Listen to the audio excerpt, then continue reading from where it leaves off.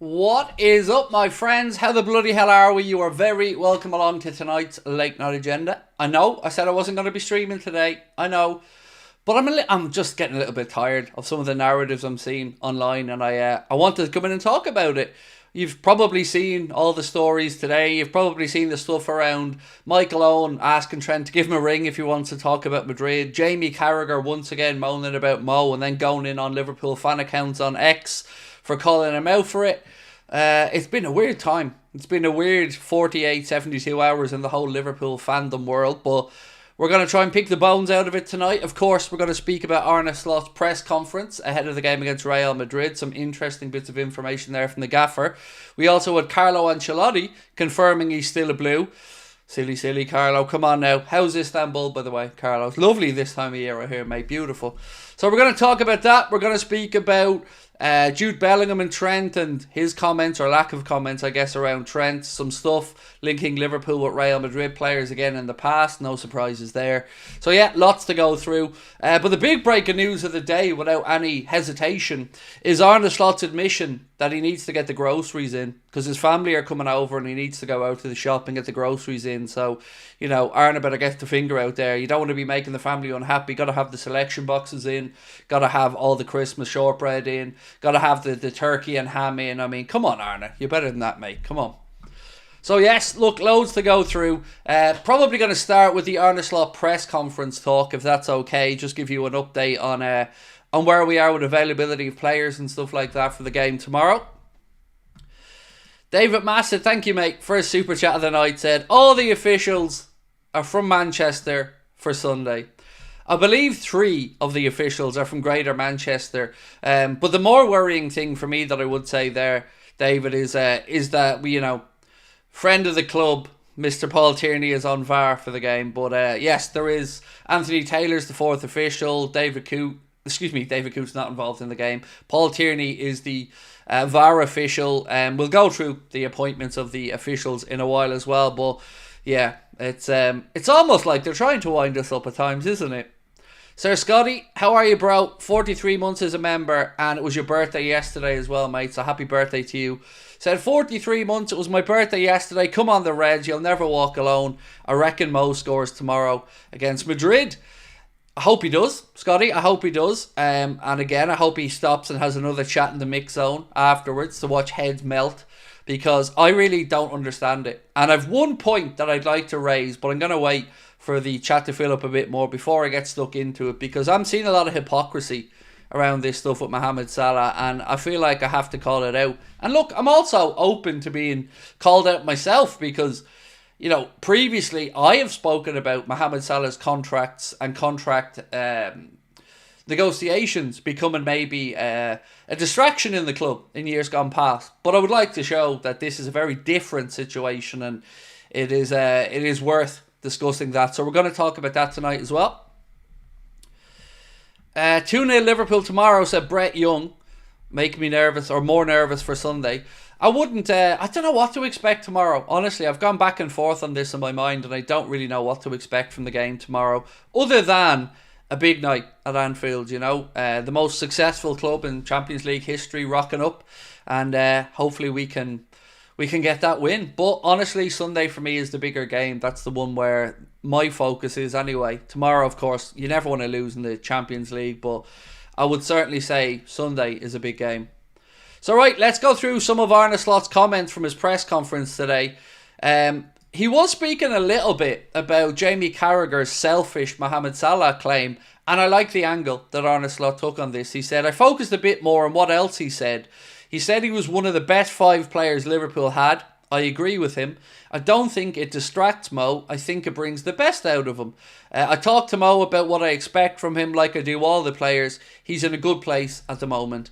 So, as I said, it has been a weird time, hasn't it, over the past few days, seeing all this stuff and people going in on Mo. People in powerful positions going in on Mo.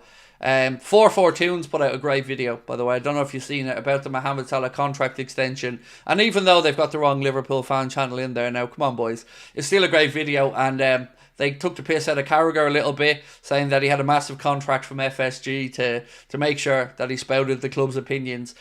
And I often wonder, Everybody else seems to think that this is a no-brainer for Salah. But somehow, some influential people in and around Liverpool and Liverpool's former players and Liverpool's prominent podcasts and shows seem to have a different view on this. Seem to be, going in on Mohamed Salah and his timing of this. And I've certainly got a very different take on it. So we'll be discussing that in a while as well.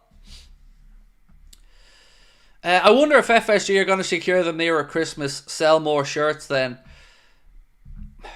There's a lot of benefit of the doubt stuff going on. And look, whatever we say on this, all I can reiterate is I still don't understand how we're here. I don't want to sound like a broken record, but I don't. There was a bit of news coming out tonight from Team Talk, so I would take it with a huge pinch of salt. But if true, it's positive stuff. So I'm going to read that out to you now and see what you guys think about it. Again, please don't take this as gospel.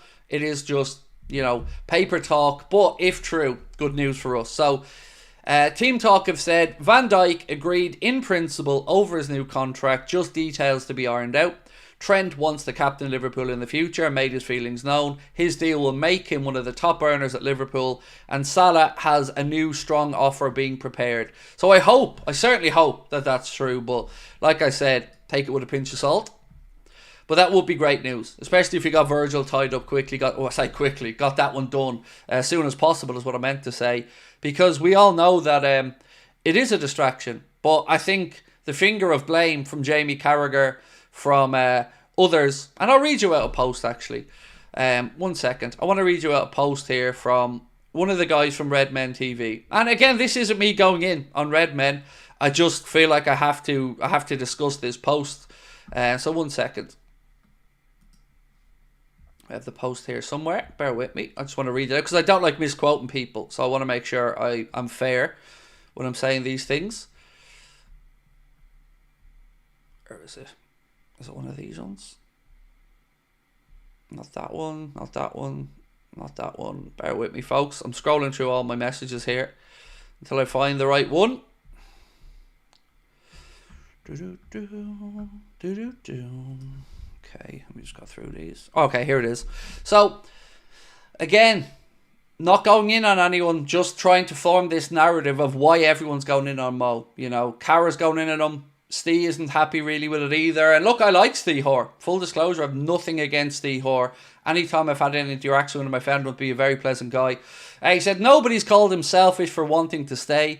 There won't be a Liverpool fan alive who wants him to leave. He's been called selfish for seeking out journos for the first time in 7 years to talk about it in the week of the Madrid and City games. He's every right to be pissed off, but it's undeniable that he did the interview to put pressure on. The first question the manager will get today, ahead of his biggest week in management, will be about Salah's comments, not about Madrid or City. Salah's earned the right to be selfish, and he's chosen to do it now, which isn't a coincidence. So, when would he do it? It's his job to make sure that it has the most impact. And yes, there is a battle for hearts and minds. That's always been the case. But I really just don't like how quickly, particularly Cara, has turned on Mo. Mo, according to Jamie Carragher, this is another post of his, said, Mo Salah only answered the question, is the new nonsense with all his fanboys, I'm going to read that again. So Cara said, Mo Salah only answered the question, is the new nonsense all his fanboys are spouting. Wait until you see how many questions Arne Slot gets asked about Salah's comments. The talk should be about two of Europe's giants coming up against each other, not contracts. So, my question there to Cara is, why shouldn't he come out and talk about it? He'll talk about the game, Mo, if asked, but we should be embarrassed as Liverpool fans and former players that we've had journalists, fans from opposition clubs, us ourselves, many other Liverpool fans, all asking how we're here. So rather than maybe point the finger at Mo and talk about his timing, how about pointing the finger where it truly belongs? At the feet of the owners, or Richard Hughes and Michael Edwards, who have had a very long time to resolve this, but have seemingly not. And also, what have they been doing? Mohamed Salah wants to stay. And if he wants to come out and play the battle of hearts and minds, well, so be it. That's his prerogative to do it. It's also Cara's prerogative to moan about it. But then again, it's mine here to say that I think it's nonsense. And I really don't think it's a great look when Carra starts going in on Liverpool fan accounts. So, Anfield Sector said, the absolute cheek of you, lad, Carra, and then put up a clipping of a newspaper that said Jamie Carragher would have no difficulty leaving Liverpool, and it goes on to speak about when Jamie Carragher was negotiating his own contract renewal. He said if he had to, he'd move away from Liverpool if the offer wasn't forthcoming, because he wanted to continue playing football. So, Carra seemingly wanted to respond to this on social media, and has quote tweeted it saying, "Shut up, you clown, read the actual quotes in it. I was asked if the club don't give me a contract, what would I do? I certainly wouldn't ever play games and try to turn a fan base against the club. Can't believe how many people on here fall for this nonsense every year from players." So, respectfully, Jamie, I can't believe how many former players and Liverpool fans fall for the shit from FSG and continuously make excuses for them. It is truly pathetic in my eyes. And I wonder how a former player has so much disdain for Liverpool fans seemingly having an opinion on his opinion and differing from his opinion. So, to call people clowns again on social media, I don't get this. I don't understand the point of it all. I find it embarrassing for him, to be honest with you. I just don't understand why people are going in on Mo. I don't. I really, really don't. And also on this, one more thing. I don't remember Virgil van Dijk coming in for as much crap in weeks gone by when Virgil said he hadn't received the contract offer from the club.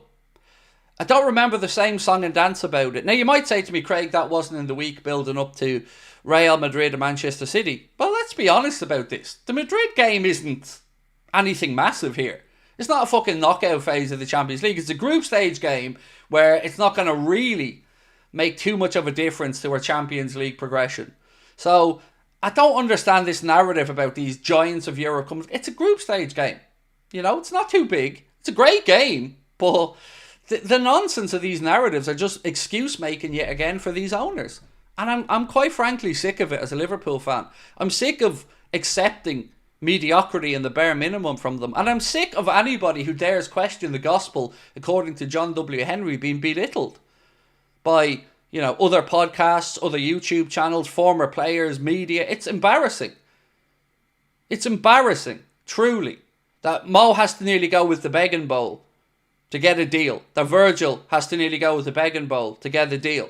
And that these same people, that all of these people are defending, have put us in this position where once again we're a laughingstock because of the cheapness of our owners. So that's what I think should be talked about, but each to their own. Carl said, can you do a poll? Who will go? Trent, Salah, VVD or none? Mate, we've done that almost every day for the past few months, and you know, it's all guesswork at this point. So I'm respectfully not going to put that poll up, because I think tonight we need to have a conversation about this narrative and why this narrative against Mo is being put out there. Feyenoord, where's this one from Nick? Feyenoord fans singing "You'll Never Walk Alone" in Arne Slot. I love it. So let me get to some of your comments, because I want to know how you guys are feeling about what Jamie Carragher, Michael Owen and others have had to say. And I'm going to move on to Michael Owen in a moment, by the way, because he's just a gift that keeps on giving, isn't he? Craig, why isn't Carra calling out John? So again, Scotty, I don't know Carra personally, but I just don't understand it. I don't understand how they don't go in on the owners or the club. Well, I do understand it. They're pussies. That's quite simply it. I can only say how I feel, and I just feel that they just don't have a backbone amongst them. I also remember Neville on there spouting his lies about Liverpool going down through the list of managers to get to Arne Slot, and Jamie Carragher not pushing back on that either. These people are supposed to be on there as former players representing our thoughts as a fan base and as a club, and all he ever does is brown nose the owners like everybody else that has access, because, as I said, I don't believe they have the backbone to stand up. But that's just my take.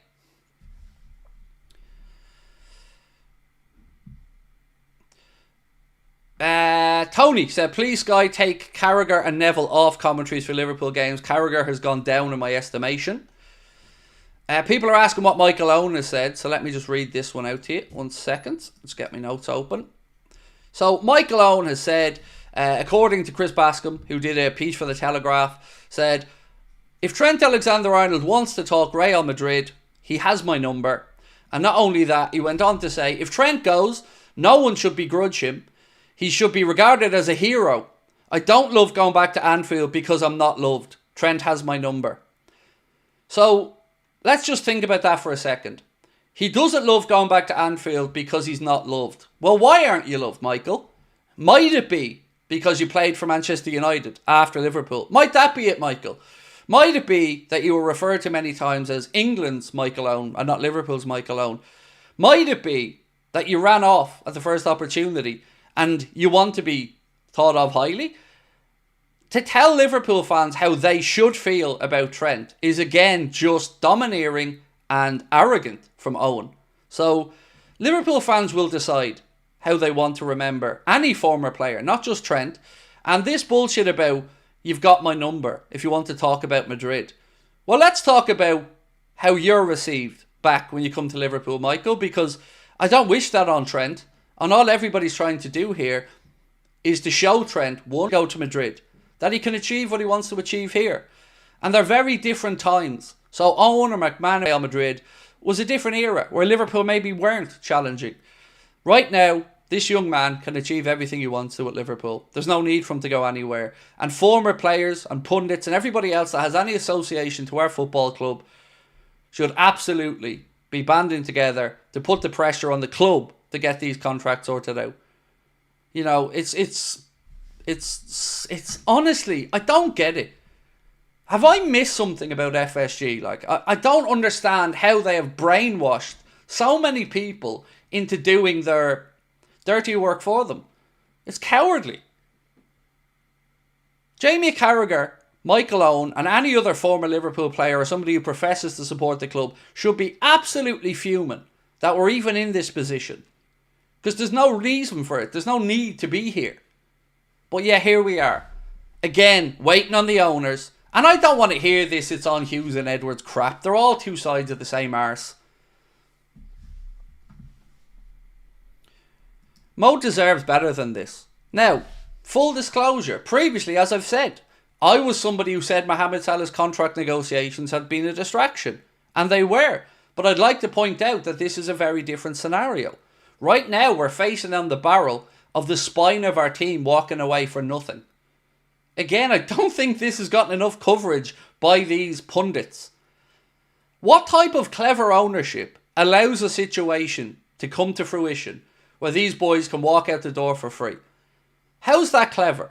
How's that in the best interest of the football club? Everybody's laughing at Liverpool right now.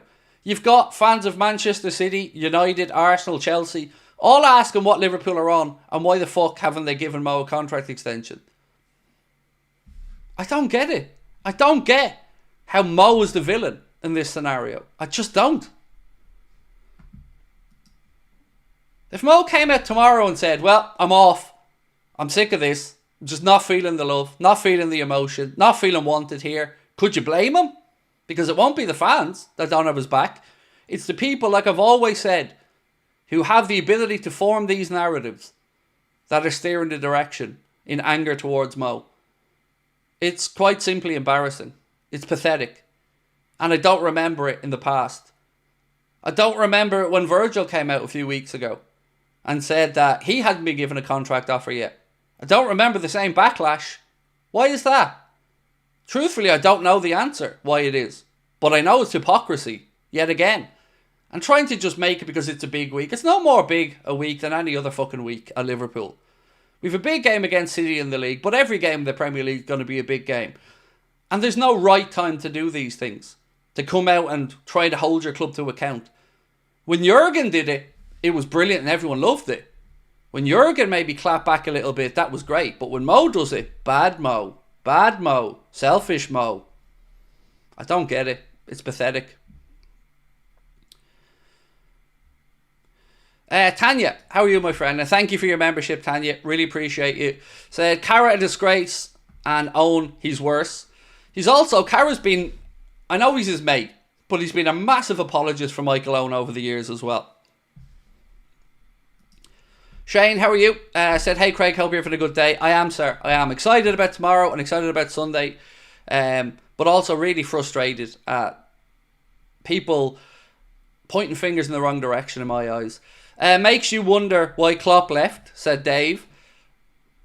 Well, I don't think there's any person, mate, that supports Liverpool that doesn't feel that there was a multitude of factors that maybe forced Jurgen out. Tiredness, absolutely. Fatigue, 100%. Maybe battling with the owners. I guess we'll never know on that one. And certainly the nonsense with the PGMOL and the referees, I'm sure took its part as well.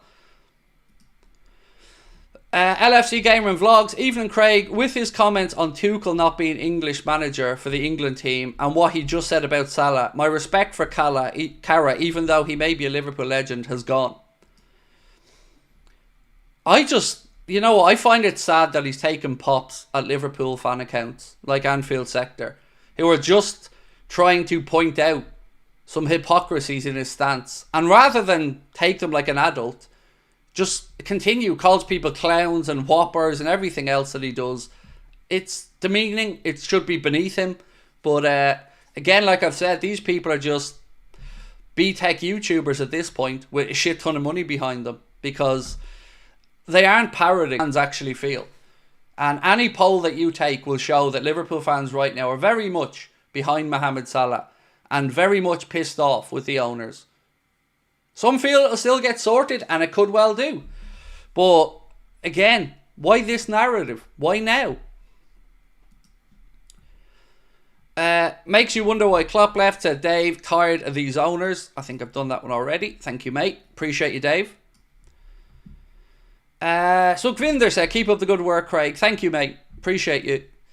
I just came to a conclusion on last night's stream. You may have watched it. I kind of went on a bit of a rant about everybody, to be honest with you, because the days of me being respectful to people that show us no respect are over. They're done. I'm coming out all guns firing from now on, because if these people want to keep these influential positions that they have amongst Liverpool fans, I really feel like that they need to step up, because they're not saying what fans are thinking. They're saying what suits themselves. And that to me is cowardly. I even read a comment earlier on from somebody that said, I like some of your stuff, but sometimes I think you're a bit too... He didn't use the word toxic. He said something along the lines of toxic or vitriolic, maybe something like that. And he said, about other podcasts not wanting to work with you, maybe it's on ideological reasons and they just don't like your opinion. And I thought, okay, fair enough. But why have the Anfield Rap and Redmen ever worked together? Or why aren't they putting content out together occasionally or crossing over? That narrative doesn't work, because I know this industry. So it isn't to do with my ideologies, it's to do with fear. That's why. And I'm going to keep calling them out, because it's pathetic. The fan base deserves better. And if the numbers aren't speaking a lot to these people, I don't know what to say to them, because we're trouncing the competition. Watch-alongs, content, trouncing them. Because people feel like we're actually fighting their corner and fighting against what is being a multitude of cheapness from FSG and a multitude of embarrassing situations. This is Liverpool Football Club. And we're constantly being told from every side, we're piss poor, we have to watch every penny, can't do this, can't do that. Meanwhile, we're close to letting players walk out the door for free. A lot of these squares or circles won't square. They're just nonsense.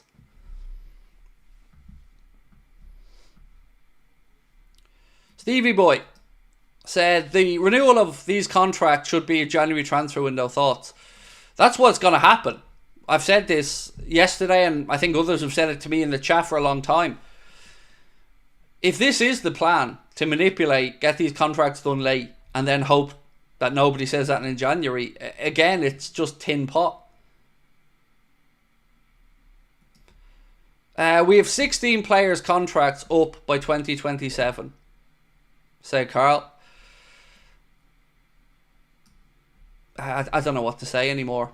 I don't understand how we're here. And I don't understand how there isn't a load of anger towards the owners and those in... Because what have Hughes and Edwards done? Like, realistically, without trying to take cheap shots. What have they actually done since they've come in? They got a deal done for Federico Chiesa. They brought in Georgi Mamardashvili for the future. Left the manager without enough midfielders this summer because they couldn't convince Ubamendi to come. Haven't renewed the 3 big contracts that have been in their inboxes since they came in. What have they done? You've got agents of Johnny Heidegger, who is one of the coaches of Arne Slot, coming out and saying that Richard Hughes has no emotion. He's a robot. So it feels like we've just let the accountants run the club. And, when we heard that Edwards and Hughes were being brought in to remove some of the emotion from this decision making, that isn't necessarily always a good thing. Because as pointed out by Heidegger's agent, the culture Mohamed Salah comes from may be a little bit warmer, friendlier, need an arm around the shoulder, need to feel loved, secure, valued. And whatever Carrot or anybody else said, you have to be open to the fact that they might not be feeling that way. They might not be feeling loved, secured by the club. And who can blame them? Because it wouldn't happen elsewhere. It's pathetic.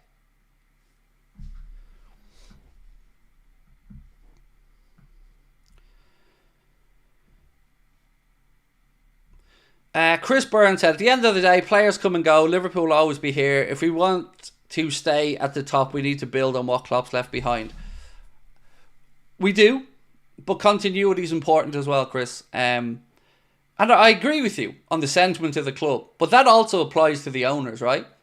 Because the club will be here long after these owners disappear with their billions. So it works both ways. You're right, mate. Players come and go. We've seen greats come. We've seen greats go. And we'll see future greats. But when you've players wanting to be here, wanting to stay here, performing well week in and week out, and they haven't been given a bona fide contract offer, and they're now 6 months away from walking out the door on a free, that, to me, feels embarrassing. Couple that with the situation with Kelleher as a goalkeeper, feeling like he's probably undermined by bringing in Mamardashvili, even though he's playing out of his skin.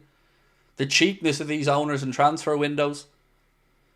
I feel like the anger is pointing in the wrong direction from the likes of Carrot and that. I do. And I take no pleasure in saying it, because as I've said yesterday, idolised Carragher. Idolised him playing his heart and desire in Istanbul to stay on that pitch, playing through cramp. Stick with me forever.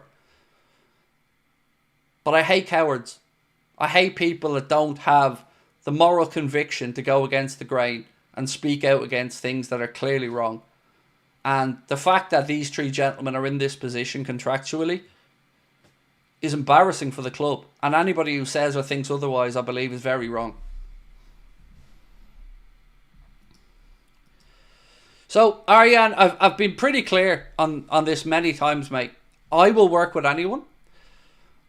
But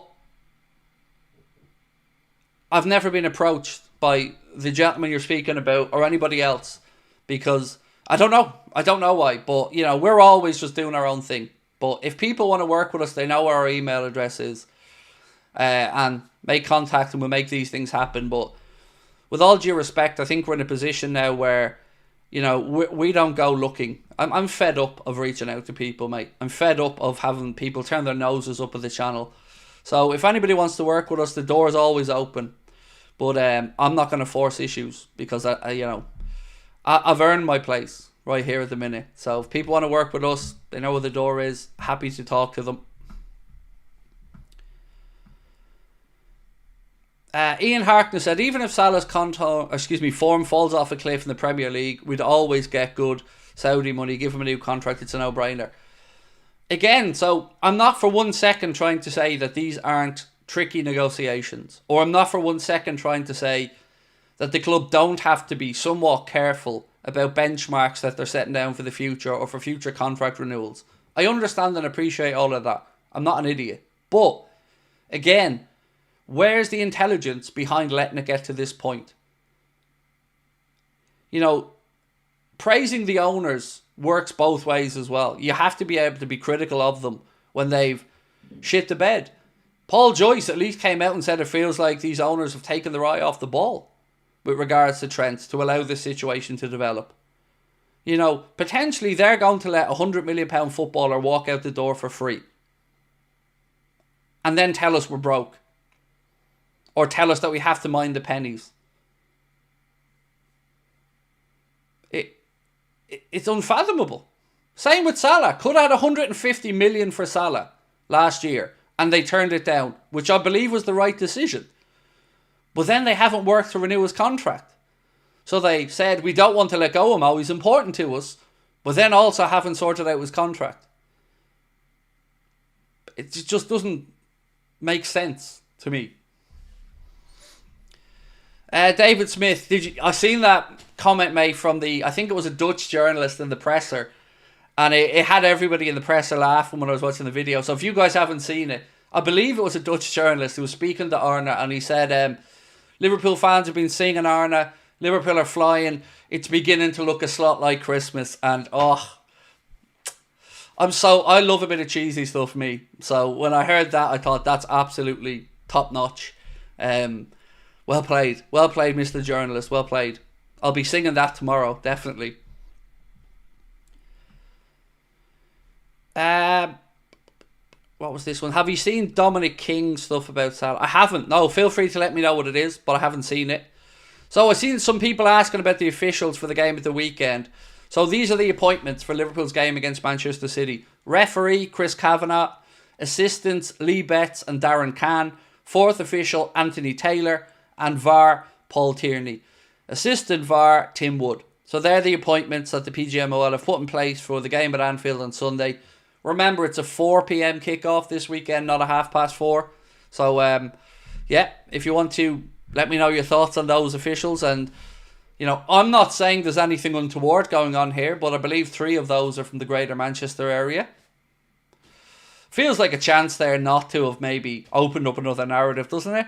You know, in a time where people are questioning the PGMOL and referee appointments and the whole culture, thrown in 3 greater Manchester-based officials in the game feels like a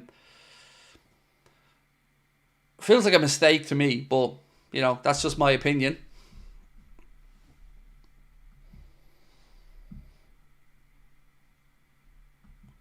Dreg Dillion said, looking at over 300 million worth of players leaving for free at the same time, we'll be told we've no money to buy anyone. Yes. And we'll also be told that we're all wrong. Do you know what I mean? We don't understand how brilliant FSG are, and they've delivered trophies and blah, blah, blah, blah, blah, blah, blah. Whilst constantly not giving the manager enough money in every transfer window, bar maybe 2, to actually go and really push on. Because you know what frustrated me? Coming up short so many times by a little bit. And yes, some of that is because we were up against very difficult opposition in City and everything associated with them, but also because they cheaped out and they didn't give enough strength and depth to managers. And we don't want that happening again. You know? We've been embarrassed as a club going after players who've turned us down in one position over and over. Tchouaméni didn't happen. Bellingham didn't happen. Zubamendi didn't happen. Caicedo didn't happen. Lavia didn't happen. Now, how do you manage to shit the bed that many times and still get spoken about as geniuses? I don't know what to say, honestly. You can't negotiate one midfielder into the club in the position that we are in dire need of. You said we wouldn't pay 50 million for Lavia and then went and offered 55 million when we were desperate and still didn't get him. You won a bidding war for Caicedo and then he still went to Chelsea. Surely this has to tell them something. Or at least tell fans something.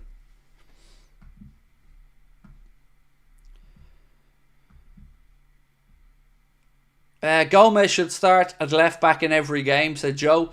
So I put out my preview earlier on. I hope you guys had a chance to watch it. I'll quickly run through my team for you if I can remember it.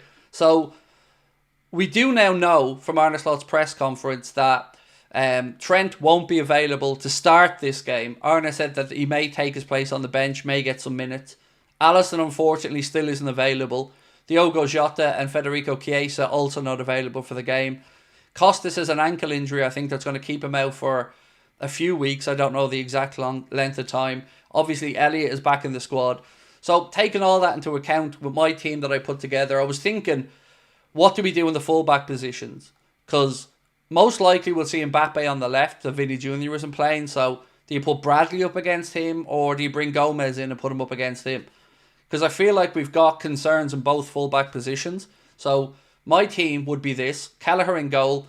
I would put Gomez at right back, Kanade and Van Dijk in the centre back positions, Robbo at left back, because of the experience. And for Gomez, the reason I put him in there ahead of Bradley is, again, experience.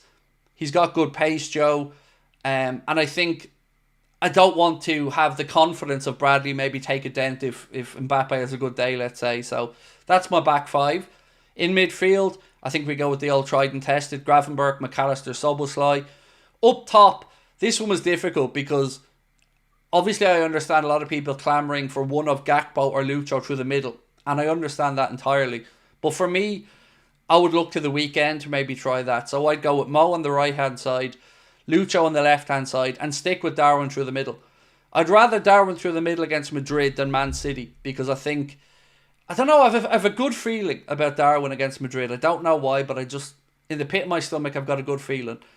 And then maybe at the weekend against Man City, if he wants to play Gakpo on the left and Lucho through the middle, I think we'd all understand that one as well. Or even reverse that and put Gakpo through the middle and Lucho on the left.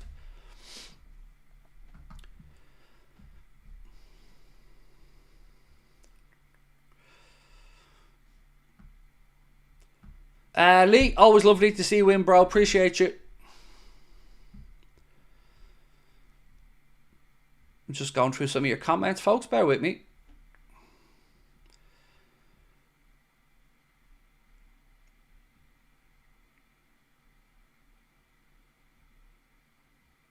BBC punter saying City are back. Oh, would you stop?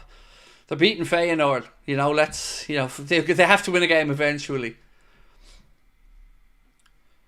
Kelleher should be number one over Alisson. Said I have the high ground right now. Alisson should play cup games. So I guess, look, we can only take Arne at his word here and say that Alisson's his number one. We might not agree with it, and look, of course, as an Irishman, I've skin in the game here, so I'm always hoping Kelleher does well, and he's been brilliant since he's come in. But the manager has spoken, and I'm happy to back the manager's decisions.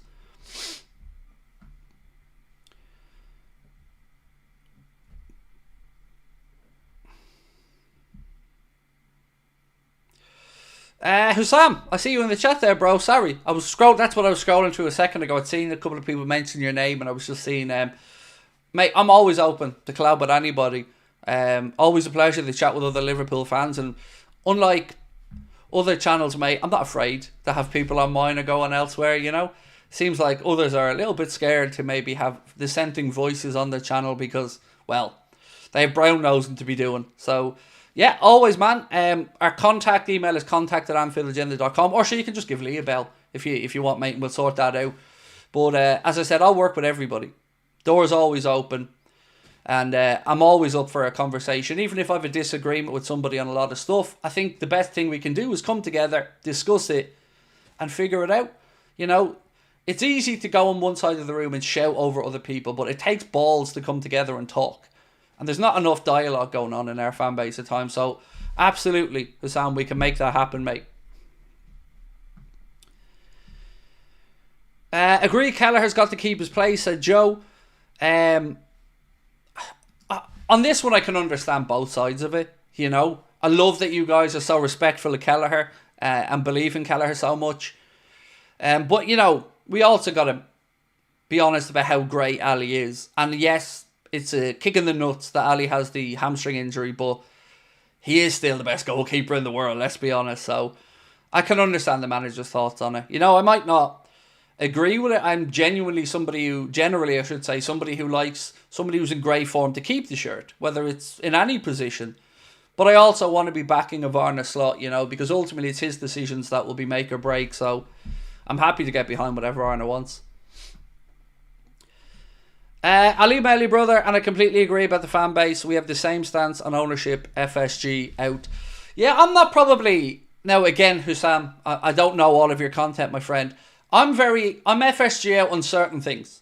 And look, we can talk about this. Happy to do it, mate, on the video or on the stuff we do together.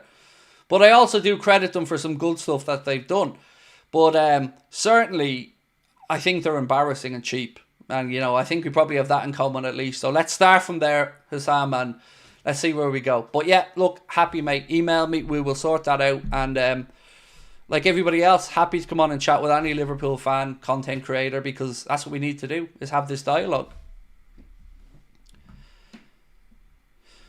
Chris said, that's the one thing, Craig. You're genuine. You talk the truth. That's why I love this channel for the last few years. Even my son loves it. Thank you.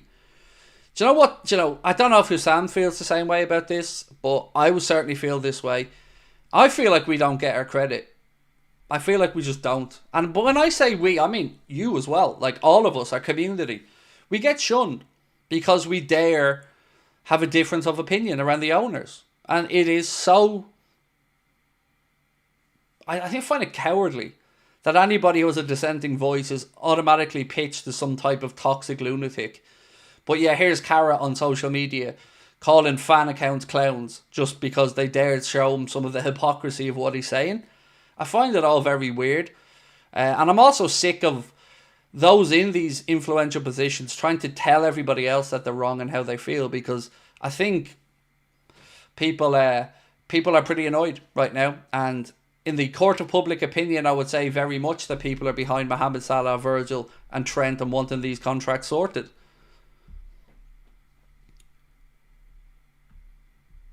There's a bit of a mad one that came out around Barcelona, linking him with Mo, and it said, the situation of Mohamed Salah at Liverpool has been spoken about at Barcelona. Some within the club believe he's a player that they should go for if he becomes a free agent, while some believe otherwise, since he plays in the same position as Yamal, which of course is understandable as well. I don't know. Honestly, lads, I feel like every day we're on here and we're talking about FSG saved us, we need to be grateful. They didn't save fuck all, mate. They saved nothing. All they saved was a few quid. That's it. The club was never going into bankruptcy. The debts were called in from Hicks and Gillette by the Royal Bank of Scotland. Somebody got on the blower to John W. Henry, told him Liverpool was going for a song. He came in and bought the club at a very knockdown price and saved nobody. All he did was make his bank account bigger. So let's not go with that nonsense. There's no saving us. That's absolute horseshit. Oh, you're joking. Okay. Well, it still stands. My point still stands. They saved us from nothing. All they did was get themselves a bargain. And look, they've done good stuff, like I've said. The infrastructural projects, all good stuff, but it also benefits them. But there's nothing wrong with that. Nothing wrong with a bit of a mutually beneficial stuff. That's all good as well.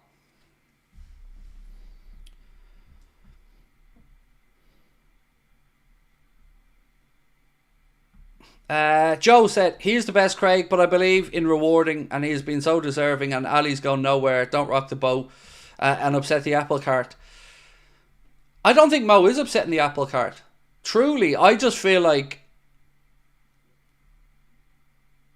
he's feeling disrespected. And again, my point here is I don't remember the same backlash when Virgil said similar things a few weeks ago. I don't remember anybody getting their knickers in a twist over that. I don't remember anybody coming on and saying that Virgil's turning people against the club. If there's anybody turning the fans against the club, it's the owners. Make no mistake about that. If there's anybody that has caused more derision amongst this fan base, it's these owners. Constantly.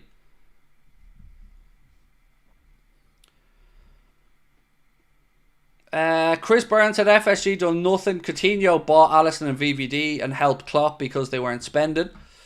Yes, they did. And do you know what? I remember John Achterberg saying a few weeks back that if we had have signed Nabil Fekir, we wouldn't have had the money to get Alisson Becker. Then why were we negotiating? And that apparently, that didn't stir any of the apologists of FSG into action. I don't remember a big kick up about that one. So how is it then that that's okay? We've got players like Fekir doing medicals, getting through, getting their photos taken in the kit, and then all of a sudden we decide we don't have enough money? And we wouldn't have had enough? John Achterberg said this. This was somebody from inside, working in the club, said that if we'd signed Fekir, we wouldn't have had the money to sign Alisson. I don't know what to say to that. So Robbo has been speaking a little bit about Trent, and I loved what Robbo had to say. He said, Trent is one of the closest friends I've got in the changing room. We kind of went on the journey together, which they did, to be fair. They were and are, two iconic full-backs of the club. He's absolutely a fantastic footballer and a fantastic person. I think the quality speaks for itself. At the top level, one of the best, if not the best, right-backs in the world. I think he shows year on year. Probably people forget he's still fairly young. He's probably getting a wee bit older now, but he's still young enough to get even better. I think that is the main thing for him, and he's got a will to succeed and a will to learn. And I think you've seen that this season as well. He's a pleasure to play with. We've kind of grown together within the fullback role, and I've enjoyed doing that with him. So, again, reading between the lines there, it feels like Robbo's kind of even going, come on, lads. You can't tell me that the players in that dressing room don't want these boys there next season. So it's not just us, the fans, that they're embarrassing. You've got players in there who are probably thinking, well, when I get to 30, am I going to be thrown under the bus? Am I going to be dealt with in this way? It is about respect sometimes. And I just think Mo has outsmarted the club in this occasion at times, because the battle for hearts and minds is important, and the court of public opinion is important, and Mohamed Salah has just let it be known very clearly he wants to be here, but he hasn't received an offer. So what if that upsets people? Tough shit. We're all upset waiting around. We're all upset at the idea that three of the most important players in the recent history of our club are 6 months away from walking out the door for free. Does that not matter?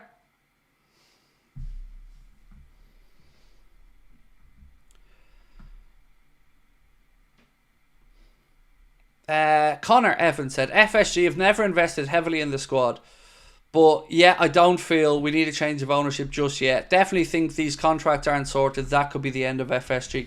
So let's take your comment there, Connor, because I think it's a good comment to work off here. So, like yourself, mate, I have been displeased with some stuff the owners have done. Super League stuff was the big one for me, Connor, but I can understand your stance completely. And I've said at many points, mate, since the start of this season, get these contracts sorted out. Get a midfielder in for Arna, and we're close. And I don't think the owners would be getting any grief, and they would need to be getting any grief. But we aren't there yet, mate. And once again, stuff that we see other clubs dealing with quite easily and quickly, our club are dragging out. And for what? Like saving a couple of months' wages? I really just don't understand it. I feel like there are some big PR own goals here from the owners that they could have easily avoided. Predictions against Madrid. So, Issa, I went 2-2 because I think it's going to be an interesting game. Madrid have something to prove, not to us, but they've got to respond to some of the really shocking results they've had in the Champions League this season. I think they lost away at Lille. Certainly were beaten at home by AC Milan.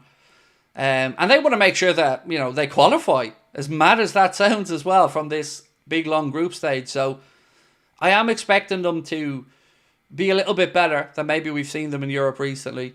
I don't know what to make of the fact that Vidi Jr. is out, because as I said, I expect Mbappe to slot in on that left-hand side in his favoured position. Both sides have injuries coming into the game. They've been using Valverde, I think, at right back on occasion. And they've always they've had it over us in recent years. There's no denying that. So all in, when I weighed it up, I came to a conclusion that a 2-2 is my best guess for tomorrow. So that was my prediction.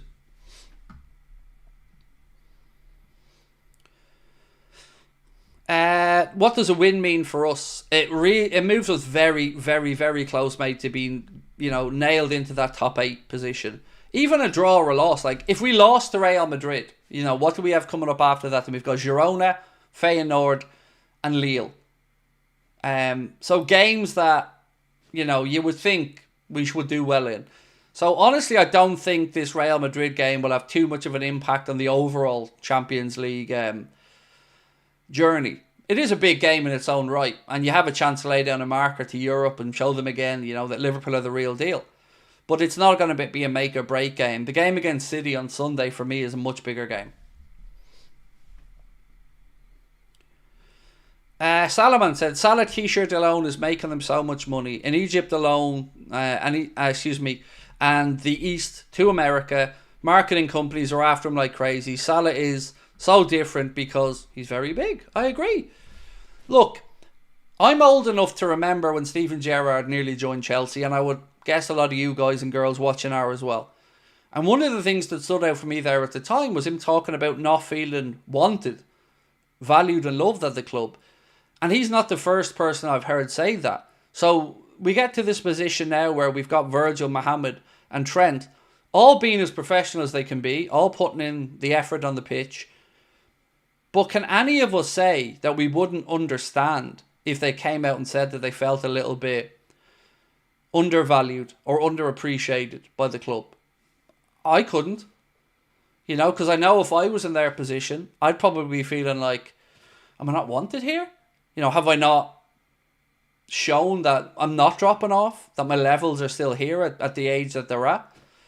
And I've said it about Creevy and Kelleher as well. I think the club have shafted him. Bringing in Mamardashvili, well, you have a goalkeeper here that is performing out of his skin, but yet Mamardashvili's not coming in yet, and now you're reliant on Kelleher, and his professionalism and great performances are helping us through. So I feel like the club have certainly a bit of work to do on that side.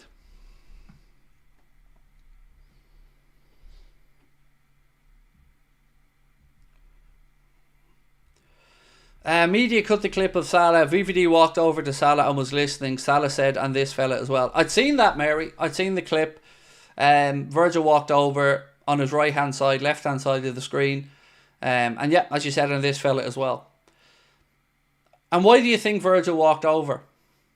It wasn't an accident. Nor was it an accident, as many people have pointed out, that Mo doesn't go through the mix zone. But who cares? I don't understand why people are losing their shit over Mo not going through the mix zone and talking to people very much, but then all of a sudden doing it. He's doing it because he's got something to say. Maybe other times he doesn't feel like he has anything to say. Again, a lot of excuse making here, a lot of brown nosing for the owners, and not enough frustration at how we're here.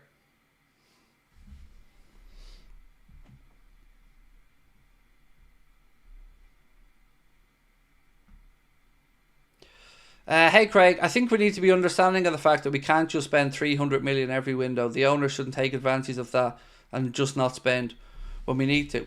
So I don't know of any Liverpool fan who expects the owners to spend hundreds of millions in every window, mate. I don't. Despite what Ian Doyle and others like to poke fun at us about, I'm constantly on here over and over and over and over and over and over and over and over and over and over saying that I want Liverpool to spend what others in our similar positions are spending. I don't think that's too much to ask. We needed a midfielder a few seasons ago and we ended up with Arthur Melo on loan, which was an absolute shit show. We needed a centre-back and we ended up with Ben Davies and Ozan Kabak. Again, an absolute joke. So it's not about wanting to spend 300-400 million. It's about wanting them to actually make us compete and backing managers. And not cheap arsing out of it. And I tried to be fair. I would guarantee you a lot of people in this chat feel like they didn't sincerely offer 150 million for Caicedo. I'm not one of those people. I truly believe that offer was genuine. But my concern is, how can we not get these things over the line? And why are we talking to people like maybe Zubamendi, who then end up leaving us high and dry with no midfielder? Ultimately, like I said at the start, I don't know Richard Hughes, I don't know Michael Edwards, but I genuinely don't know what they've done since they've come in. Because for Edwards, his job was to go and build the infrastructure of multi-club models for FSG and oversee the appointment of a sporting director and stuff like that. So, got the sporting director in. Sporting director has done what exactly? I don't understand it. What's the score in the City game? 3-2 to Man City, is it? I don't know. I just see 3-2, but to who? So I'm going to read you some comments. One sec. I just got to find them in my own notes. It's 3-2 City. It's not great, is it? Sorry, 1 second. Right. So, the agent of Johnny Heidinger, who is one of Arne Slot's coaches, he's also a former Everton player, he spoke about speaking with Richard Hughes and negotiating with Richard Hughes. And he said, one thing Richard Hughes doesn't have is any sense of empathy. Zero. He's a robot. I know that because I negotiated with him for Heidinger. There's zero feelings in him. That's concerning to me, because it's not like he's a salty agent who has an axe to grind. Heidinger's at the club, working at the club. Should we not be paying more attention to this, perhaps, than Mohamed Salah saying he hasn't got a contract offer yet? Because if we have somebody in charge of these negotiations who isn't very personable or isn't very empathetic, that worries me. Because you need people skills. You know, you're a sporting director. You are dealing with agents and players and other clubs all the time. I was expecting to hear that he was a charismatic SOB who had, you know, a black book as long as my arm, and that shocked me. That to me is a far bigger story than Mohamed Salah hasn't had an offer yet. Let's all shout at him and say that he's distracting from what should be the biggest week in the club's history, blah, blah, or the biggest week in ages, blah, blah, blah. Fuck off. This is the type of stuff that worries me. Mo has earned that 350k a week wage to keep him the same wage with 2-year deal with an option of a third, said Ben. I've also seen a lot of stuff trying to undermine Mo by saying, oh, if he's asking for 500 grand a week, he can do one. Who said he's asked for 500 grand a week? Now, we don't know that he hasn't, but we don't know that he has. There's a lot of hypothetical nonsense going on out there. Ultimately, again, we're nowhere nearer to these contracts being done that we're aware of. And they've been talking about this since they came in what, March? What have they done? Nothing. The bare minimum FSG should be spending every penny the club makes, said AD. So there's a lot of problems with the wage bill that have always concerned me, because we always hear that the wage bill is so high, but we never really get to hear what the wage bill covers. So are we talking about the wage bill for the players? Or are we talking about the wage bill for the players, the coaches, the executives, the Michael Edwards, the Richard Hughes? You know, I'd like a bit of clarity on that, because some of these numbers don't add up in my mind. And again, I can't say this enough. We saved a shit ton of money in the summer when Adrian San Miguel, Thiago Alcantara, and what was the other contract? And Joel Matip's contracts were finished. 17.5 million quid a year in savings. But yet now all of a sudden we're cry-arsing again that we have to make every penny count, and we have to be strategic, and we have to squad plan, and we have to do this. Give me a break. Just give me a break, honestly. Shay said, the new stand and new training ground wage bill. So the new stand, this is something that I love to talk about, because it's a double dip for them. It's a double win. So they loan the money from FSG to the club to build a stand, which increased tickets will pay back. So they get to have it paid for them, and then they get to see the profit of it when they sell. It's like you go and buying a house, renting it out, somebody else paying your mortgage, and you still get to live in it. And then you get loads of money at the end of it. It's nonsensical. They did the obvious that any half-decent owner should have done, which is do the main stand, do the any road end. That the fans are going to pay for anyway, through the increased hospitality and the increased ticket sales and footfall. And they still get the benefit of that when they sell the club, because the value of the assets increased. And we're all supposed to be standing around with banners, I love John W. Henry? No, he did the bare fucking minimum. And it benefits him.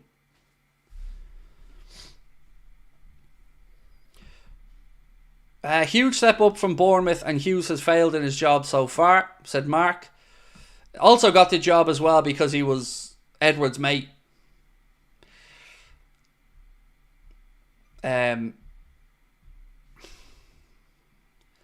Yeah, I don't know. What happened with the Caicedo money? Again, this is the part where I sound like I'm an apologist for the owners now, but from my understanding, Liverpool's position around... Oh, no, they haven't. Nah, they haven't equalised, lads. Stop messing. They haven't.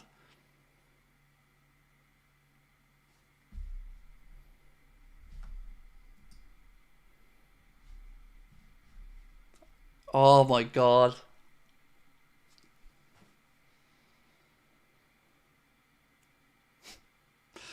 Drawdy just sent me the screenshot of the 3-3 as well.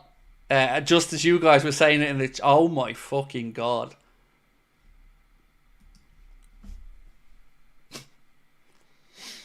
I have to take a second here to compose myself. Were they 3-0 up, by the way, or...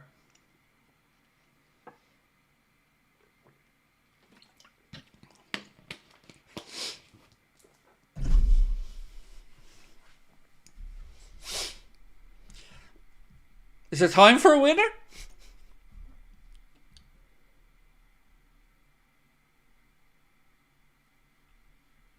That's glorious. That's made streaming tonight worthwhile alone. Oh my days. That's incredible. Wow. So what way did the game go? Do you know what? I'll just look at live score here. 1 second.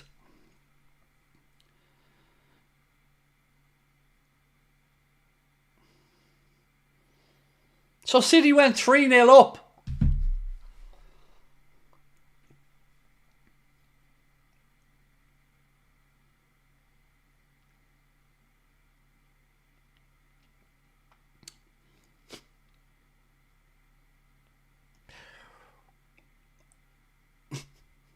Are they ever going to respond to the manager's new contract? And wow. And apparently there was like a load of empty seats inside the ground as well, right? Because City fans can't be arsed showing up. You know, the best supported club apparently, you know, the one with huge growth across the world can't sell out. Meanwhile, you can't get tickets for a Liverpool game in the Champions League for God and their money. Wow.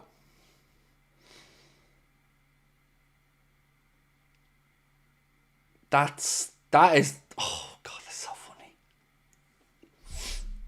How long's left, by the way? Let's have a look. Oh, fuck me. 5 minutes of injury time. Even if they win it, even if City somehow grab the winner, it's still an absolute embarrassment. Thank God they're extending the Etihad, though. Do you know what I mean? Thank God to fit all those fans in.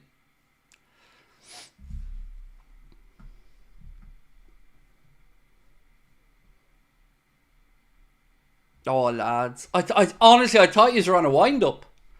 When I seen the 3-3, I thought, nah, you're full of it. That's just someone trying to wind me up. And then Ben sent me that as well. Oh, my God. Wow. I'm so glad I streamed now. Do you think the FFP case is affecting them? It can't be just missing Rodri. So, AD, I've been saying for a long time, coming in around this season, that despite what Pep Guardiola says internally, despite the PR bullshit from Manchester City about, you know, being bullish that they'll win these things impact players mentally. They impact fan bases mentally. And as much as they want to make out like everything's in control and they aren't rattled by it, they're human. Of course they're rattled by it. They should be rattled by it. And I've said this all the way through. I don't understand how this narrative of managers wanting to go there and players wanting to go there, and I don't understand how anybody could advise their client to do that with these charges hanging over their head. So 100% AD, I think that the charges are having an impact on them mentally. Because it has to. You know, managers will do their best to keep the pressure off the players. Mourinho was a genius at it. Ferguson was brilliant at it. Kloppo wasn't too shabby at it either. And that's Guardiola's job. You know, he's out there trying to deflect away from the poor performances, speaking about the fact that his players are determined, training harder, unlucky. But you know what you don't see yet again? Is the media doing their damn job and actually saying, but Pep, that's not true. You are a lot worse. The players do look confused, tired. They just allow him to say whatever he wants, unchallenged, and it's taken as gospel and reported on Sky. And I've never bought it. Because human nature will be, yes, these things are a distraction. Of course they are. Do you not think that everywhere those City players go, people aren't shouting sheets at them? Or every time Guardiola's out somewhere, he doesn't hear about the 115 charges. Of course he does. And it has to seep through. Some of it you can deflect away, but they are still human. I'm sure he'll come out after the game and say, my players were amazing, it was all amazing, we're amazing, the club's amazing, nothing wrong here, everything's great, don't know what you're all fussed about, we've won 6 titles in 8 years, blah, blah, blah.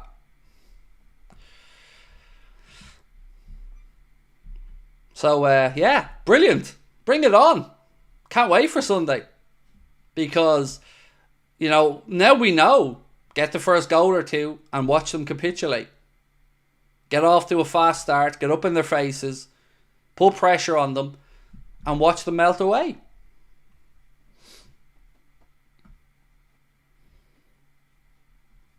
Need to get Gomez a goal. Yes. Yes, Anfield Agenda is the great. We'd love it. We'd love Joe to get a goal. Do you know what? I've said this a few times and I'd say you probably agree. He looks more likely to get that goal when he's playing at left back because he's cutting in onto his right foot. But yeah, that's if we win the league and Joe gets a goal, that's an incredible season for 2 reasons. Let's hope they don't decide to show up against us. Look, it's not going to be an easy game. You know, they are going to come and have a go against us. But you hope that between the Anfield crowd, obviously our players' appetite for a league title, that we can stick the knife in, stand on their throat and ramp up that pressure. It finished 3-3. Oh my days. Oh my days. So not quite 6 losses in a row then. They managed to get a draw. That is crazy. Oh, well done, Feyenoord. Oh, I'd say Arne Slot is at home now, nodding along, going, well done, boys. Well done. Wow. And then you contrast that with Arsenal, who I believe absolutely trounced Sporting Lisbon tonight. I'm sure you guys said that was 5-1 or something. And that's a great result. Because remember, City went over there and got the floor wiped with them in Lisbon.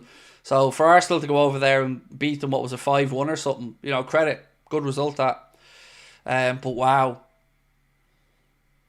You know what? It's going to be interesting to see what happens with Haaland. Because they were talking about giving Haaland a 100 million contract extension over 4 years. It's going to be very interesting now to see if Haaland's agent's starting to get on the blower. Because they look like they're in a mess. They really, really do. And karma is absolutely beautiful. Oh, what a night.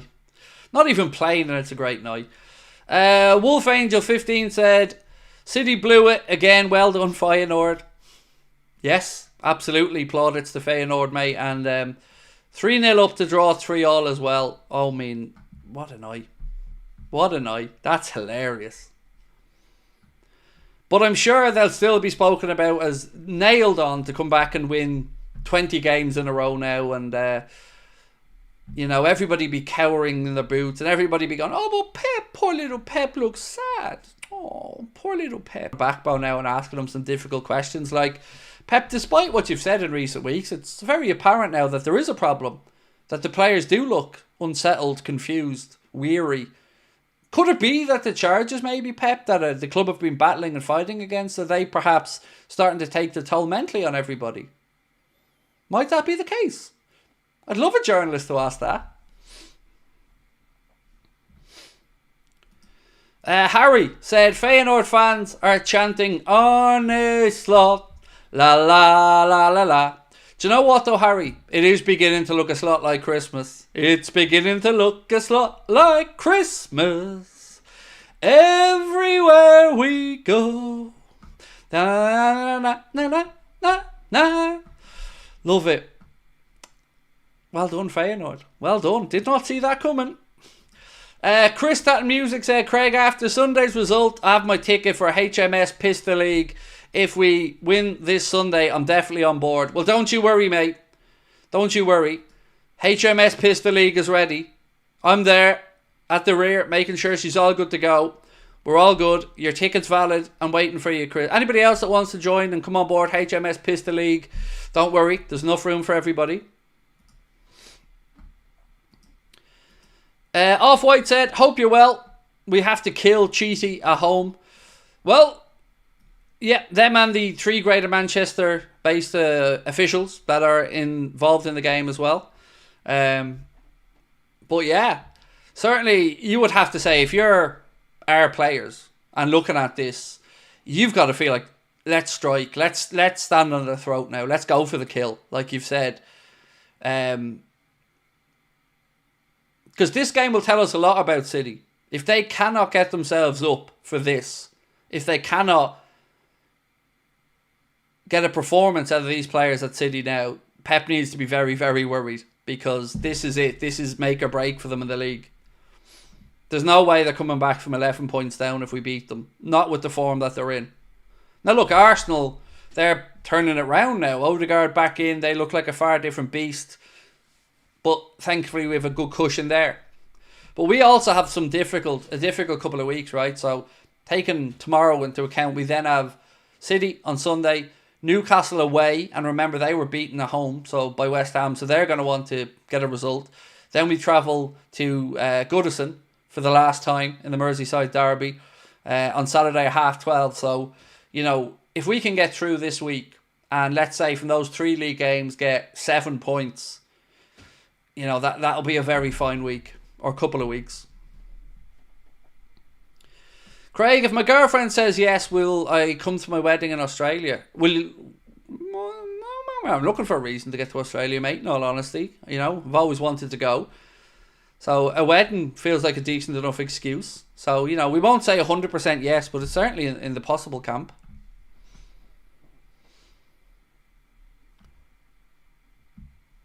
Josh, thank you, bro. Appreciate you. That stay humble thing is beautiful now, isn't it? It really is just it really is just coming back to haunt them. Craig, do you feel that it feels like another Manchester United 7-0? Honestly, Mario, mate, I feel really weird talking to Super Mario, by the way. I don't care if it's 1-0 or 7-0. I just want us to win the game. And if we can get away with the win, you know, that has to fill everybody full of confidence. Because everyone else is looking up. You know, nothing above us at the minute but the stars and the skies. So, yeah, big week. And that will do nothing to calm the nerves of City fans, that result tonight. Going 3-0 up and then capitulating. So always the context of a draw is important. If City had gone 3-0 down and got back to 3-3, it still wouldn't be great, but it'd be a different conversation. But to go 3-0 up at home and to capitulate, to draw 3-3 with Feyenoord, that's not going to put the fear of God into anyone. The hopeful guy said, Craig, City's defence and midfield is so stinky, we'll run through it. This is our best chance to beat Madrid in a long time, said Shay.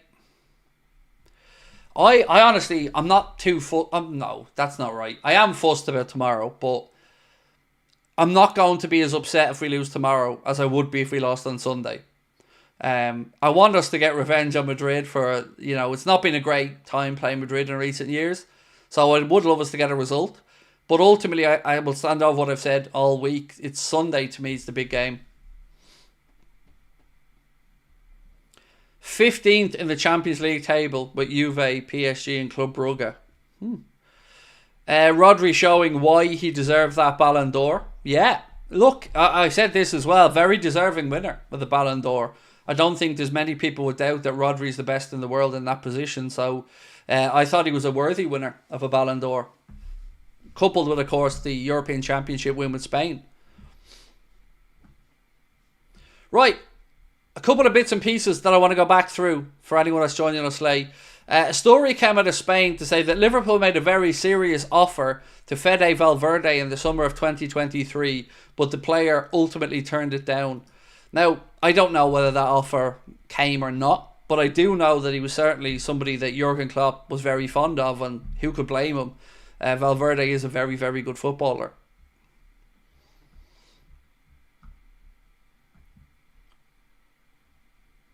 Just again, Paul Joyce confirmed earlier on that Costas is facing a short spell on the sidelines after injuring his ankle in training. Arne Slot mentioned that in his press conference earlier on today. And again, I'm sure you guys probably know this, but Trent at best will be on the bench for the game against Real Madrid tomorrow night. He's not ready to start. Alisson still isn't in the squad. Chiesa and Jota, again, not ready yet. So Costas a little bit out now with that ankle injury. So Elliott will be available. So yeah, just making sure everyone's prepared for tomorrow. Yeah, wow. And I did actually find it very interesting as well that Arne Slot made a point when somebody talked about the injuries of going, so somebody finally notices we have injuries as well. Because yes, I don't think that's been spoken about enough. If any other club in the world were missing the world's best goalkeeper, I think it would be a talking point. But thankfully for us, Kelleher's been so good that it hasn't been. Am I excited for tomorrow and Sunday? Of course, Peter. The next 2 weeks are going to be brilliant. Madrid, City, Newcastle, Everton, big games. Do you think Trent will start against City? I think there's a good chance. Maybe we'll see if he gets some minutes tomorrow against Madrid and then, go from there. Obviously, Arne would have to see how he recovers and if there's been any reaction to him coming back and playing minutes, how his hamstring feels. So I'd say it's possible, definitely. Cal, how are you, mate? Said, our next 2 games are critical now. We have to be clinical and disciplined. Win against City on Sunday and a result tomorrow will break City's spirit. So again, I don't want people to get too worked up tomorrow if the result doesn't go the way you hope, because I don't think it's going to impact our Champions League campaign all that much. I still feel like if we can take care of the PSV, Girona and Lille games, we'll have enough to get into that top 8, which is where you want to be at. But look, it would certainly be a big boost for morale if we win tomorrow.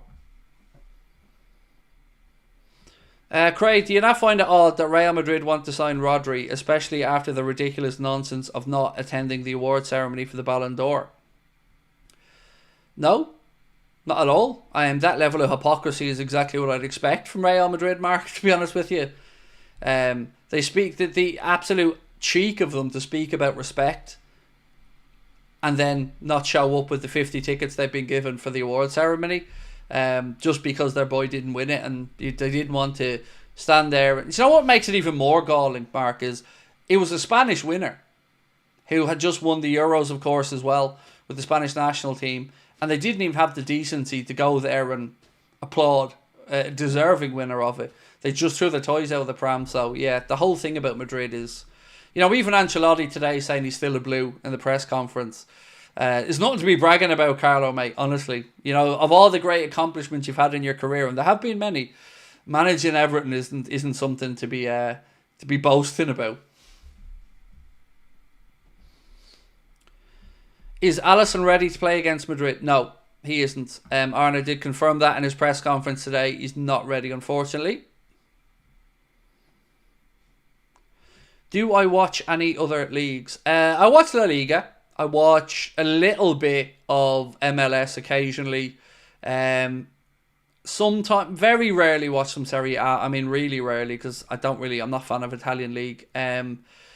Sometimes I'll flick on if the Bundesliga is on Sky, I'll watch a bit. Like their Classic is coming up, I might watch that. Ken Platt said, City threw away a 3-0 lead, now we're in City's head for Sunday. Yes, we are. And there's no deflecting this from El Pepinald. There's no, everything's great here, don't know what to see. Yes, we are absolutely in their heads. And so we should be. We should be living there rent-free, as we always have been.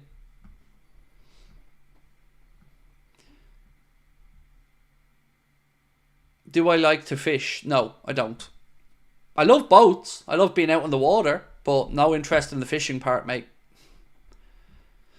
Oscar said, genuine question. Would you drop Kelleher, who's in the form of his life, as soon as Alisson is ready? So, would I? No. But I can understand if Arna does it. You know, I'm not going to kick up a fuss either way.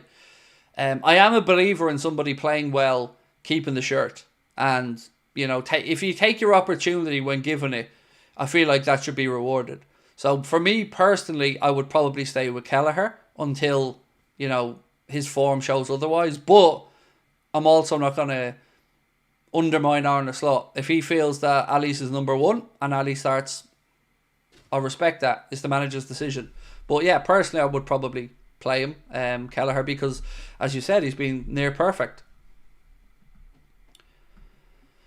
What country did my daughter go to with her friends?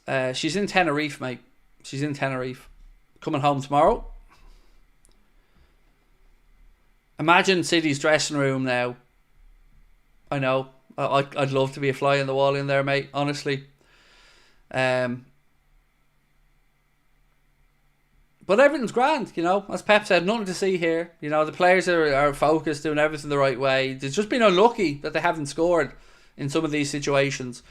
Anything about conceding 3 tonight, Pep? You know, we've won 6 titles in 8 years. Watch them squirm.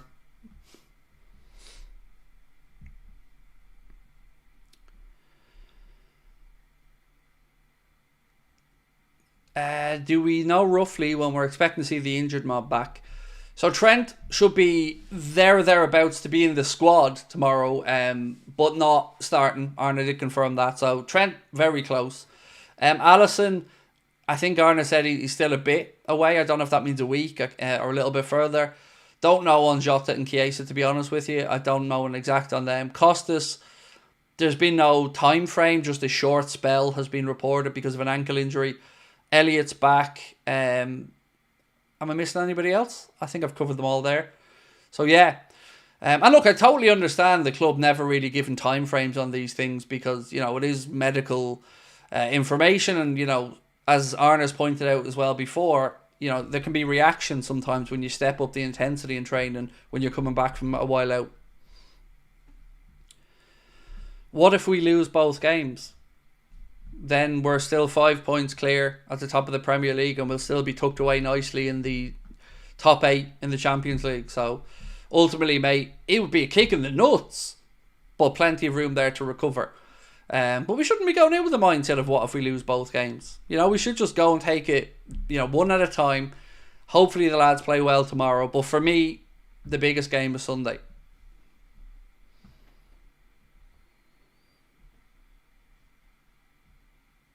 Did you favour the wild design keeper kits back in your days? Oh yeah, Tim. I love the what was it? Jorge Campos, the Mexican goalkeeper. All his pink mad stuff. I love Chilavert as well, the Paraguayan goalkeeper. He was a bit of a madman as well.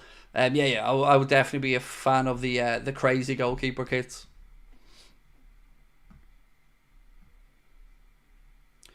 Do you think Slot replaces Nunez with a new striker? Honestly, I'm still on the fence on that one. I think, being fair about it, I could understand either way. You know, I could understand if the club want some more numbers in front of goal, but I've got to be honest as well and say that I have seen improvements in Darwin. It is a very personal thing if people feel he's done enough or not. You know, that's open to interpretation, but I'm happy enough with him. You know, I'd like to see him score a few more, but he's certainly been better for me than he was at the start of the campaign. Maybe it is a run of games that's given them this, but I could understand it either way, is the honest answer. Would you want Gyökeres over Núñez? No. Look, this fascination with Liverpool fans and Gyökeres should stop, because you're only setting yourself up for hurt. It's not going to happen. Yeah, he's never been linked with Liverpool realistically, and again, I agree with David on this as well. I don't think Gyökeres has been tested enough yet at the highest level in club football to clamour for a signature or get into a bidding war for it. So I think he ends up at United. I think he follows Amarim in. I think they sell Xerxes and they bring in him next summer. That would be my guess. What game in the history of Liverpool made you rage so bad?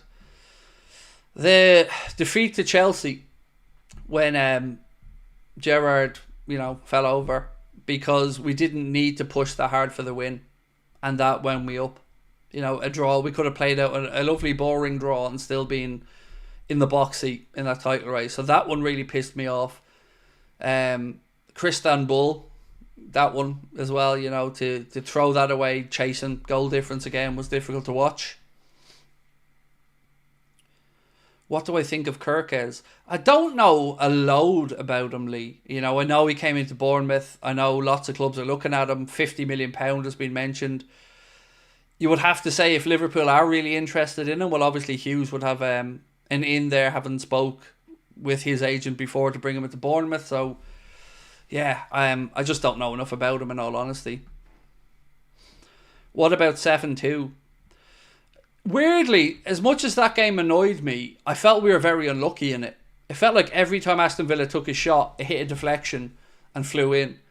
It was one of those, is it Morgan's Law? Where if it can go wrong, it will go wrong. It was one of those days.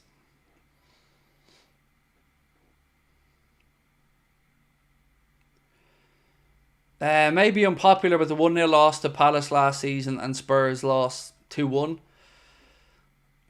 Oh, do you know what other one really annoyed me?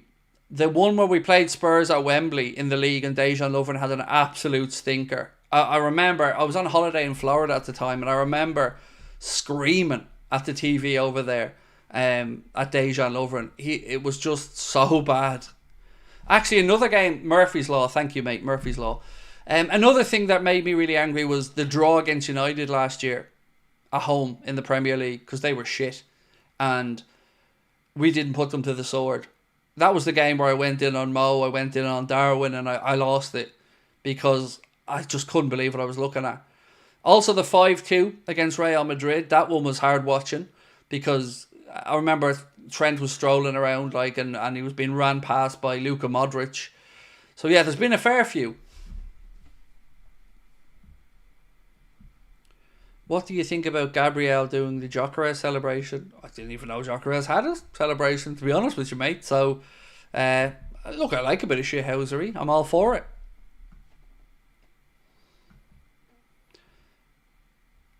"5-2 against Real Madrid." Yes, the one we went 2-0 up and capitulated at home. That was hard watching. City losing just cost me £120. Good £120 spent, Danielle, to laugh at City. So, as a life lesson, I'm trying to find a positive spin on that for you, mate. Yes, it's Thomas said, football won this week. PSG, Man City, Madrid next. Scouse Pie said, Craig, mate, your audio keeps cutting out. Apologies if it does. I'm not getting any other reports of it yet from people, mate. So, yeah, sorry if it's cutting out for you. I'm not getting, my audio bar looks fine. My mic is connected fine, and I think it's a you issue. This one, mate. Looking at the chat, everyone's saying audio's fine. So I think maybe it's something at your end, bro. The King Hates 97 said, Feyenoord, the boys just came back from 3-0 down. I know, isn't it glorious? It's absolutely delicious.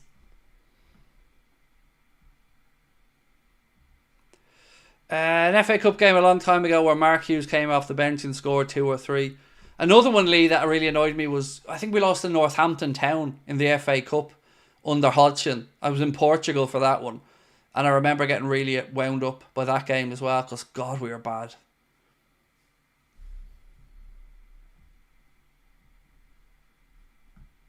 I think the Madrid game is a good game to get some early subs for Endo and Chiesa. Chiesa won't even be on the bench, mate.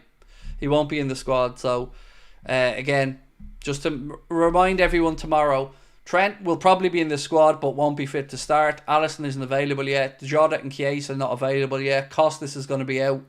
Elliott is back in. So yeah, just to, so people aren't disappointed when they see the squad tomorrow. Arno was speaking about this in his press conference. So, can I just ask something about Carragher going in on Anfield sector? Do people feel like Carragher was justified to have a pop back at them? Because Anfield sector said, the absolute cheek of you, lad, Carragher, and then spoke about Carragher saying he'd have no difficulty leaving Liverpool in an interview a few years back, obviously. And then Carragher said, shut up, you clown. Read the actual quotes in it. I was asked if the club didn't give me a contract, what would I do? I certainly would never play games and turn the fan base against the club. Can't believe how many people on here fall for this nonsense every year from the players. Also went on to talk about Salah fanboys and the nonsense that they're spouting, which, again,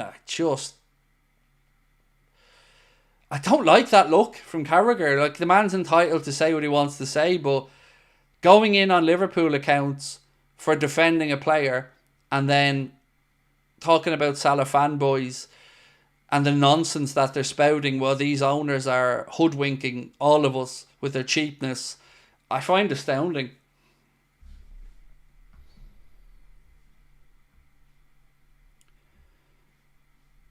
Do you think Dan's might be on the bench tomorrow? No, not ready yet. Not even stepping up enough with the 21s yet and getting game time. So no, he won't be.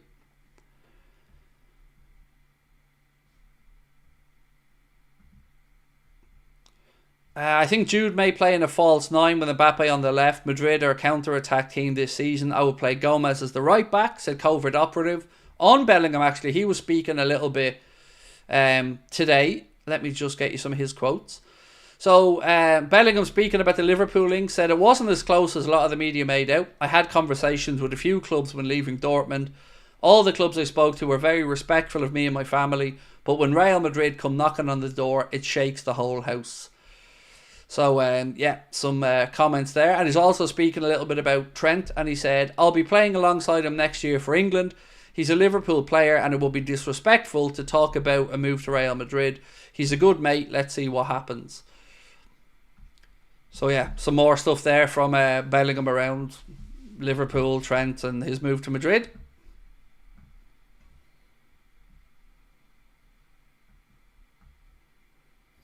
Mark said Carragher could have behaved better and worded things differently.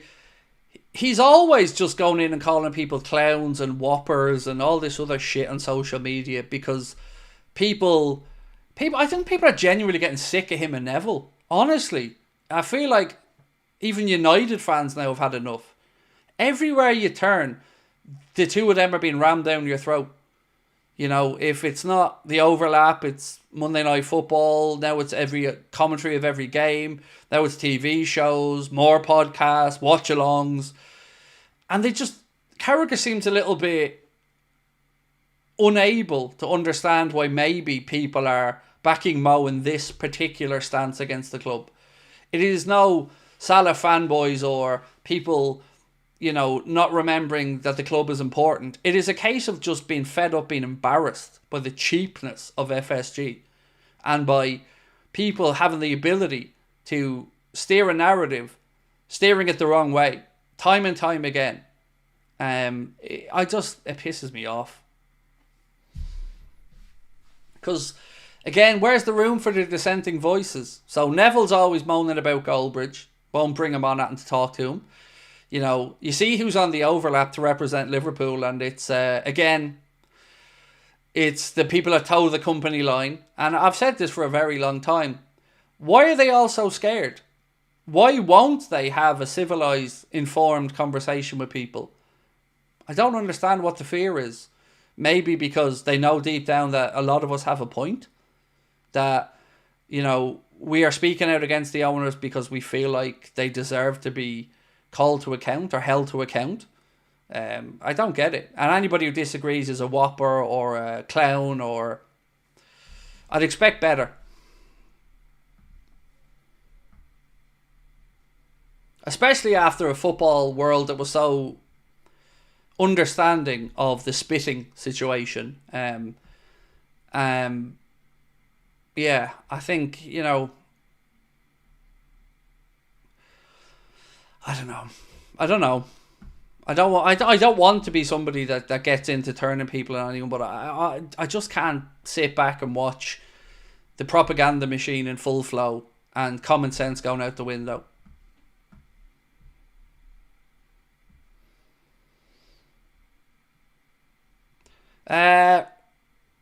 Roron said, if we do beat City, I can see the excuses coming in like City haven't been the same. It doesn't matter what they say, mate. If we beat City, what anybody else says is irrelevant. 11 points clear is going to be what I'm talking about and what you're talking about. And of course, we wouldn't be 11 clear of Arsenal unless they draw points, but we'd still, if we beat City, be 9 clear of Arsenal, 9 clear of Chelsea. And that's something to be proud of. So they're always going to try and undermine us. When we won the league, they tried to undermine us. It was a COVID season, blah, blah, blah. Now it'll be, City weren't the best. Because remember, nobody was giving us a sniff in the summer. It was Arsenal that were going to be challenging City if anybody was to do it. And now it's us. And we're out there on our own. Lonely space at the top of the league at the minute. But fuck them. All of them. All the doubters. Let them doubt. That's the, they want to try and undermine us. We've got to make sure that we push back. Can you believe Troy Deeney said Salah isn't a world-class footballer? Yes, it's a terrible take. It's nonsensical that Troy Deeney said that. And, I'm not surprised because that's exactly the type of shit opinion I expect from TalkSport pundits. But for me, I was happy to see Emmanuel Petit come out and say that it was, how can you not think he's world-class? It's nonsense. It's a poor take. Because you might say you prefer Vinicius Jr. and each to their own in that regard, but to try and find some way to justify Salah not being world class is just absolute bullshit.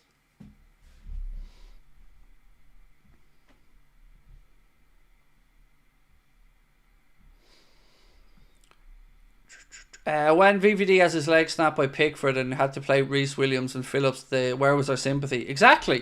It was never there, mate. You're right.